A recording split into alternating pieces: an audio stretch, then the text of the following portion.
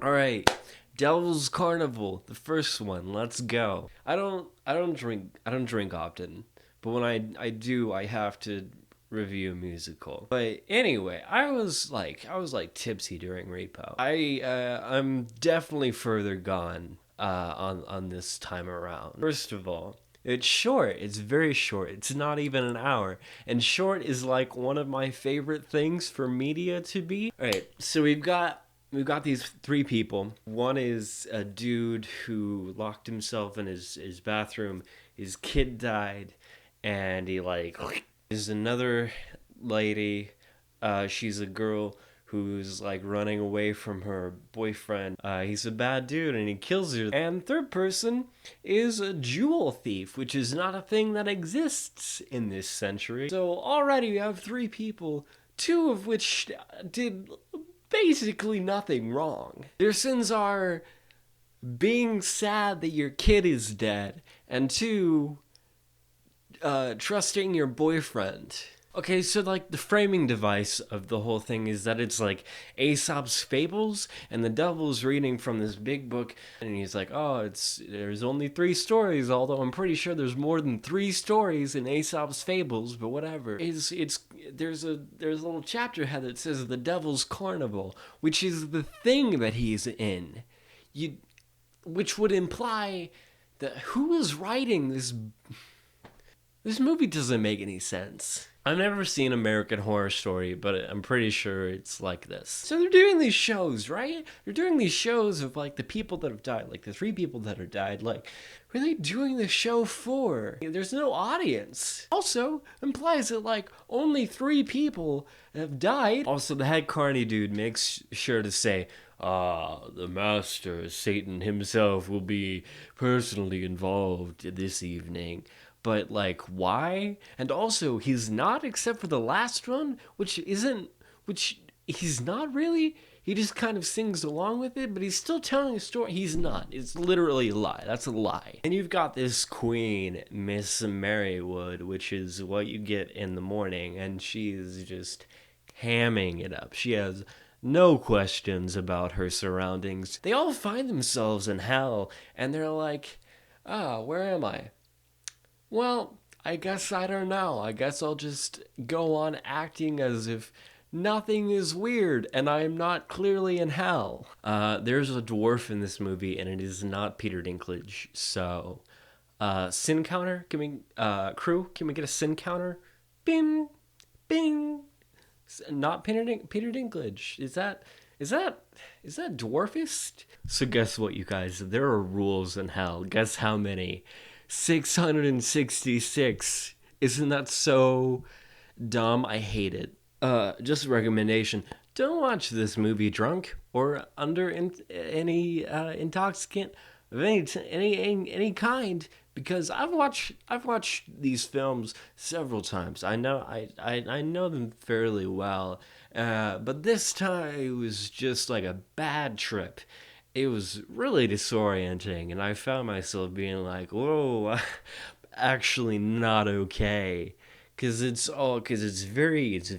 cut very frenetic and chaotic. Okay, so the girl that is in hell for trusting her boyfriend, trust another dude who's the same guy, and I'm 90% sure she was on Glee, which makes me think this movie is like Glee, but if every person in that show died and went to hell.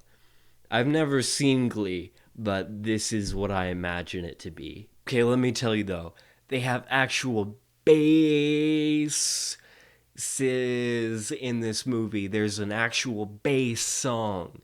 Like, not baritone, not baritone, like bass. How do you tell for the penny when you know it anyway? It's so good. So Miss Marywood is in hell, and she's just like, yeah, this is fine. I'm fine with this. Personally, I'm fine with this. So her next course of action, obviously, is to be like, oh, there's a gem, a diamond. I need it because even though I'm in hell, Yes, I need it. I will perform a carnival game to get it. And even in hell, you should know that no one has ever won anything valuable from a carnival game ever. Except one time, you guys, let me tell you. Okay, this happened to me when I was in middle school. We went to this. They had the ring toss game with the bottles, and the rings, and you throw the rings onto the bottles. And I did that, and I won. I freaking got it, and I got this huge giant blue gorilla. Literally, I cannot stress to you how large this gorilla was and how blue it was. It was so blue, and it was bigger than me, much bigger than me. It was like,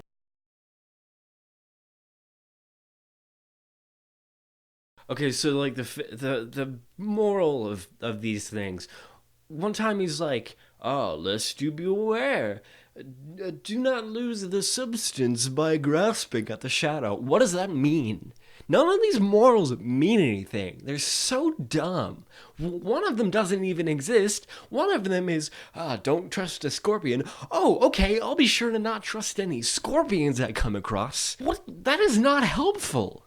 The devil? Also, I am dead in this situation. So what am I going to do with this lesson that you just taught me? I have nowhere to go with this. I don't go back into the woods. I have nowhere to go. I'm dead. I'm dead. What are you teaching me lessons for? I'm dead. I'm dead. You're dead, I'm dead. Or I don't know. Are you dead? You're the devil. Also, the greedy woman's moral is not don't be greedy. It's don't if you think you want something, actually go for the thing you want instead of the thing you think it is.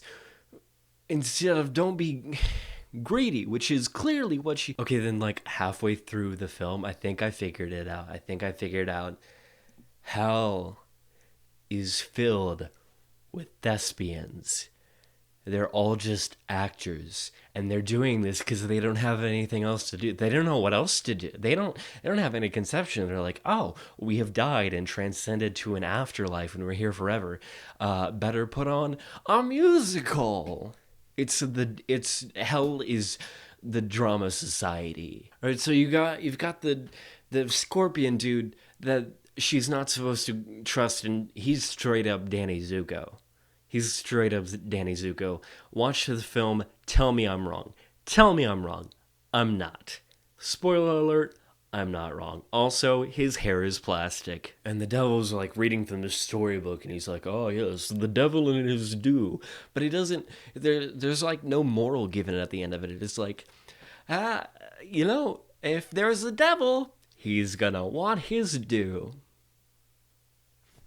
These are not useful to anyone. Then the dude who's all sad about his kid dying, he's been chasing his kid around, and he's like, "Who are you?" To the devil, and the devil's like, "I've been called the chaos in this story, the anarchy in your thoughts." Which no, you haven't. No, you haven't.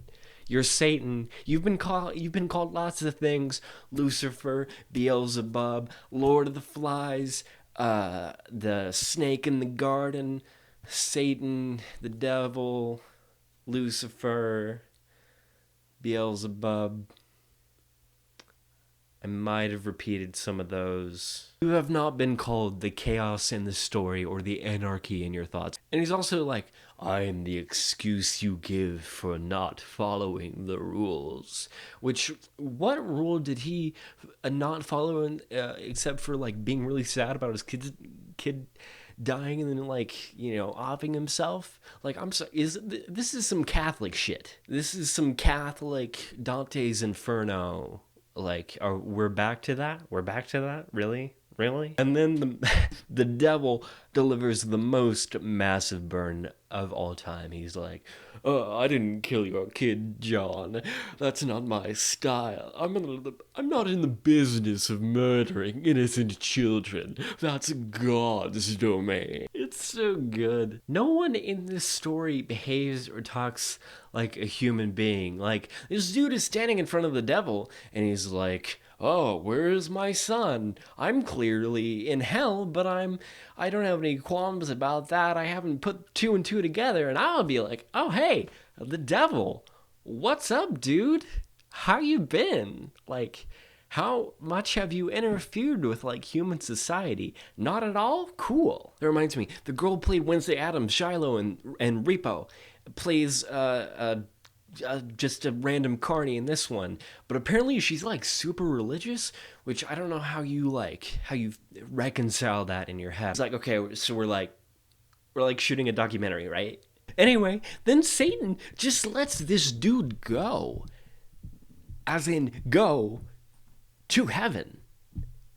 Just because he's like, well, I guess I'm not going to be sad about my kid being dead anymore, because I'm also dead, although I'm not sure if he even realizes that. He's like, oh, well, all right, well, I guess I can just send you to heaven, which I have had the power to do at any time, for any reason, whenever. Whenever, because I'm Satan and my powers are poorly defined. Find out in the second one that God is super not happy with this, with people being sent from hell to heaven. But then, like, why would you even allow that to happen? How are you? You're like God, right? You're ostensibly all powerful. Okay, that's all for this episode. Now I'm gonna go watch the second one and do another video, because I'm not getting this drunk again a second time.